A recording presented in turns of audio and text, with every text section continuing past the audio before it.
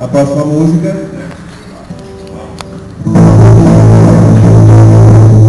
Essa eu acho que vocês conhecem.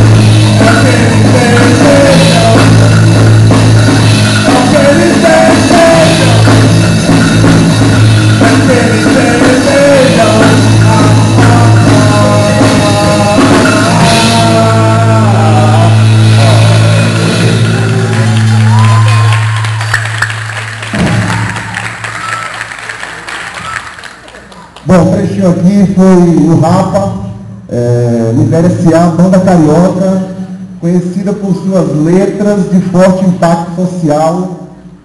O nome Rapa surgiu da designação popular dada aos policiais que interceptam camelôs. A gente bem conhece aqui os famosos Rapa, né? Inicialmente transitando aí entre o reggae e o rock, a banda foi aos poucos incorporando elementos do samba, do funk, do hip hop, do rap e também da MPB. Em 96 lançou o CD Rapamundi, que praticamente introduziu a banda no cenário nacional do rock brasileiro, e quase todas as canções foram sucesso. Essa aqui foi Miséria S.A., que aborda de forma direta assim, a pobreza que a gente vê nas grandes metrópoles, né? Fazer só um comentário também com relação ao Rapa, que a vida tem umas ironias que são complicadas, né? O primeiro letrista do Rapa, que era o baterista chamado Marcelo Yuca, né? Que ele combatia muito a questão da violência, ele acabou se tornando a própria vítima da violência, né? Então, assim, ele foi uma tentativa de assalto, ele ficou tetraplégico, né? E, na verdade, assim, foi algo chato, né? Porque uma pessoa que está dando a sua vida para Tem um clipe do Rapa, não sei se você conhece A Minha Alma, que é um clipe fortíssimo, assim, né? Que mostra bem como é que é a questão da discriminação ao pobre, ao negro, né? E assim, não sei se você sabe, mas o Yuka, ele teve contato com o favela e tudo, mas ele é uma realidade mais, digamos, privilegiada, né? Mas mesmo assim, ele teve essa sensação humanista de saber que os irmãos dele estavam sofrendo na favela e tudo, ele tinha que falar alguma coisa com relação a isso, né?